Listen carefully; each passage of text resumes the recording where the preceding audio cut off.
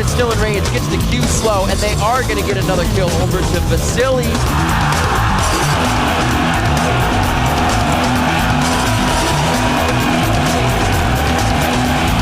Double shockwave! Inox is going to get hit up after that. A triple kill coming in from Wild Turtle.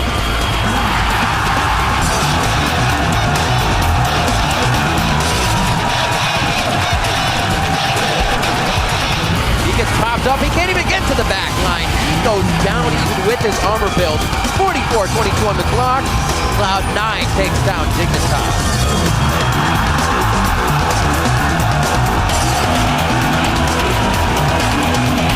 Oh no, double lift. Soloed out by Copier, putting down the authority.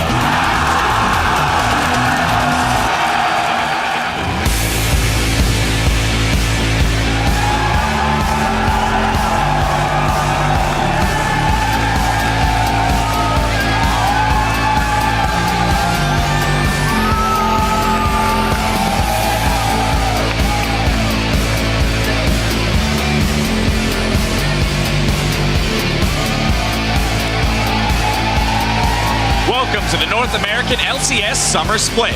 We have another action-packed lineup of games coming your way from our studios here in Los Angeles, California. A trip to Worlds is nearly in reach for many of these teams, so you can expect to see another explosive, action-packed day on the Rift. Hello, I'm James Dash Patterson, and with me is Sam Kobe Hartman-Kensler and David Freak Turley. Gentlemen, thanks for being here with me. Thanks for having us. All right, let's get right into it. We're going to start with the TSM roster change. We saw the Bay Life crew win their first game with Lustboy with as a new support. What did we learn? Honestly, we didn't learn that much. In this particular game, TSM got so far ahead that Lustboy didn't really get to display all that much. He landed a lot of good bindings, but aside from that, you know, TSM pretty much always beat Evil Geniuses. Actually, they always have beaten Evil Geniuses this split. Right, and to me, the real test is actually what his coordination with the team is like. That's actually the big thing you have to worry about with a new player, especially one whose native language isn't English. Now, in our interview with Amazing and Bjergsen, they had said, oh, his English is good enough that we know what he wants to do. His body language in-game is also pretty good, so we know what's going on, and that's good that he's fitting so far, but TSM, to me, always needed a really good shot caller and good communication, and I'm not sure if Lustboy is the person for that. All right, well, we'll be able to better gauge the move's success when TSM faces off against their longtime rival CLG today. And honestly, CLG is struggling right now, losing their last 3 games. They're 3 games behind first and only 1 game back of that coveted second place spot for the first round bye in the playoffs.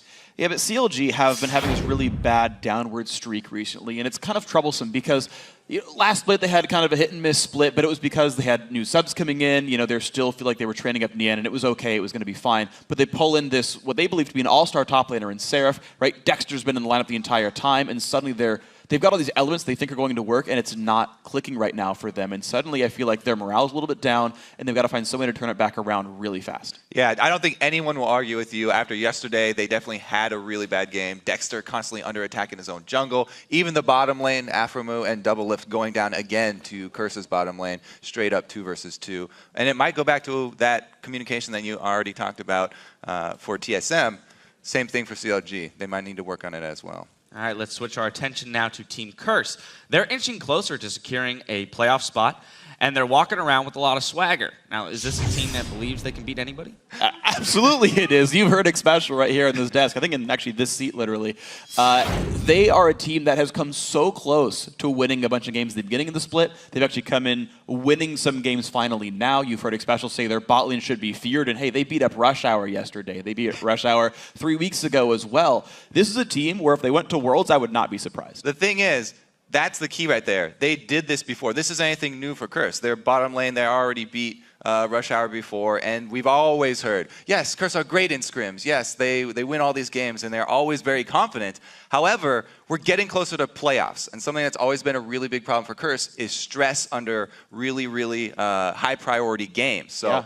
As these games get more and more important, that's what I'm really watching for Curse. How do they actually handle the stress of playoff games when they're already, having problems with regular season games? And that's kind of the curse of Curse, is they're forever 4th, and unfortunately 4th puts you right outside of Worlds. So the question is it going to be 4th place in NA Regional or 4th place at Worlds?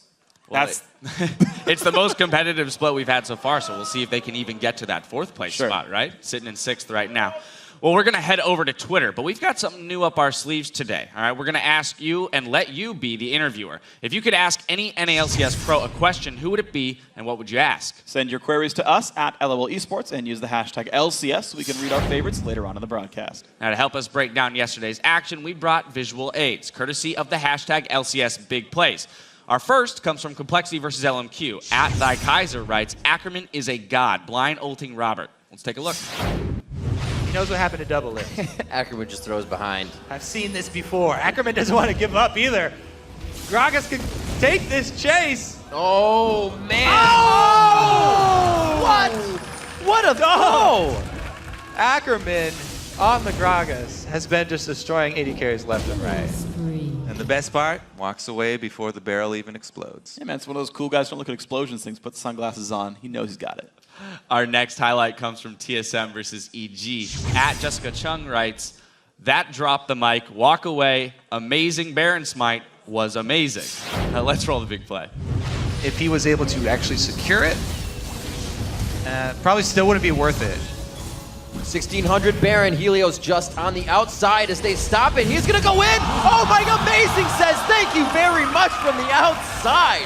Helios goes for it. Amazing just takes it. And Amazing just was like, Smite, whatever. Drop the mic, walk away. Team gets Baron. And you look at that cam, Amazing is so calm the whole time too. He's just sitting out there outside of Baron, waiting for Helios to even try and help. Yeah, you just walk up, press D. Smites are easy. Smite should not be on D. No, by the should way. never be on D. What are you talking about? F is for flash. Smite goes on F. That's right. All right, to all you new summoners out there. Well, we want you to send us your favorite moments from today's games by tweeting at LOL Esports and use the hashtag LCS Big Plays. But for now, we're going to take a look at how the teams are lined up. In first, it's LMQ, followed by Cloud9 and TSM tied for second. CLG slides down to 4th, and Dignitas is 1 game back in 5th. Then in 6th place, it's Curse, with Complexity and Evil Geniuses taking the bottom spots. Now we'll be checking back to see how that changes after our games today, starting with Evil Geniuses versus Curse. After that, Cloud9 taking on first place LMQ, followed by a classic rivalry between TSM and CLG, and we will conclude our LCS day with Dignitas versus Complexity. Then stick around for our coverage of the North American Challenger Series for a best-of-3 semifinal showdown between LawPro and Curse Academy. And as always, we want to know who you think will be victorious. So head over to lolesports.com, click on schedule, and start locking in your votes. You can also check out our new VOD hub that's been redesigned for maximum watcheration and quick viewization, spoiler-free. All right, well, Team Curse are known for playing very well in scrims against other NALCS teams, as we said. So to prepare for this stretch run of a season, they found a new, young, and hungry team to practice against.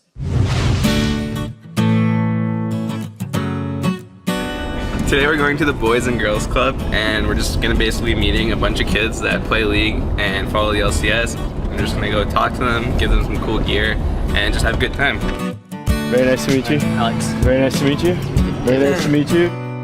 The important part about the Boys and Girls Club is that we serve all youth, really. We are here to empower those who might not be empowered yet. It's a great place for you to come and just be yourself. You're going to be accepted no matter what. I like coming to the Boys and Girls Club so I can see my friends and play League of Legends with them and just have fun. The Boys and Girls Club actually was what got me into League of Legends. You guys, come on in.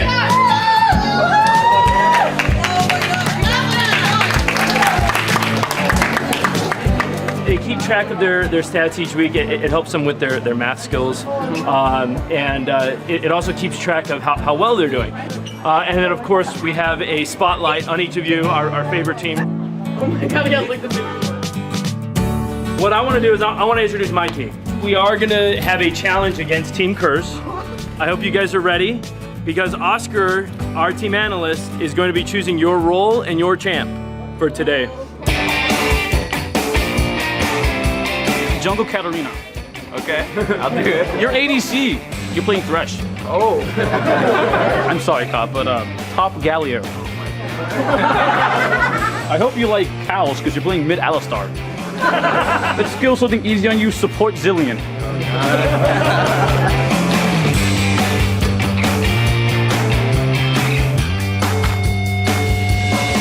Oh a hook coming in from I Will Dominate. He misses the play. He goes for the auto attack. The heel comes out for Caitlyn.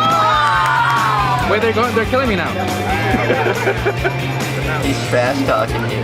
We had been practicing to play them, and it was really fun finally getting to play them. I killed I Will Dominate. It felt pretty good. To get these kills on professional players, these guys that they look up to beat them in those instances was amazing. This might just be the ending. It was like a long, drawn-out 40-minute struggle, but we eventually barely squeaked out the win. It started out with League, which is sort of our territory, and then it went over to basketball. Who are our two best basketball players? Paul, come on in here.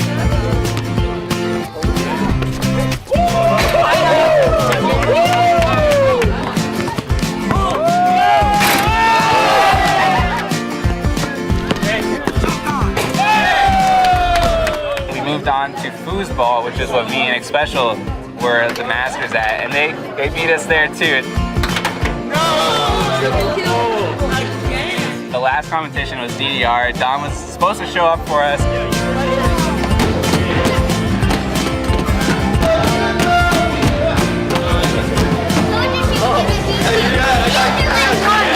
So I played against an 8-year-old girl and I just got completely destroyed. Because we beat you in basketball, we want you to always remember it. Feel free to put this next to the Gordon Hayward ball that you guys have. Perfect, man. We invited all the league players and anyone else who wanted to go from the Boys and Girls Club to come out to LCS. I want to experience what it's like there because it seems like it's so exciting. A lot of noise, a lot of lights. We're all excited to be able to go watch them on Sunday and cheer for them. Who's ready for the LCS?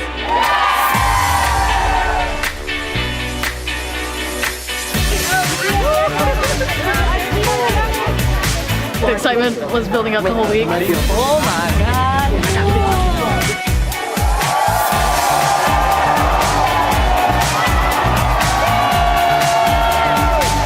Thanks, man. You're the best. You're the best, man. Nice meeting you.